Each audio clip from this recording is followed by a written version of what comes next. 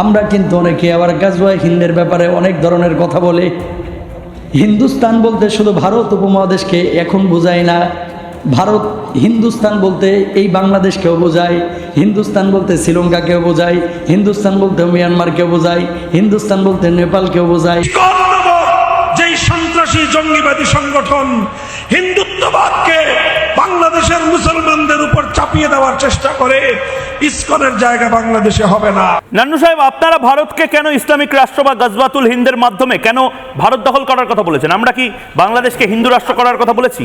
যদিও বাংলাদেশের হিন্দু রাষ্ট্র হওয়া উচিত, কিন্তু তারা যদি হিন্দু পেটানোতে ঐক্যমত্য দেখায় তাহলে মুশকিল। ওইটুকু দেশে 52টা রাজনৈতিক যদি ঐক্যমত্য হয় তাহলে মুশকিল। নান্নু সাহেব, আপনারা, আমার একটাই প্রশ্ন, আমরা তো কখনো বলিনি যে বাংলাদেশকে হিন্দু রাষ্ট্র বানাতে হবে, যদিও বাংলাদেশ হিন্দু রাষ্ট্রই ছিল। আপনারা এটা জানেন তো, এটা মানেন তো? বাংলাদেশ 3 প্রজন্ম আগে হিন্দু রাষ্ট্র ছিল, এটা তো আপনারা বিশ্বাস করেন নিশ্চয়ই, না সেটাও করেন না?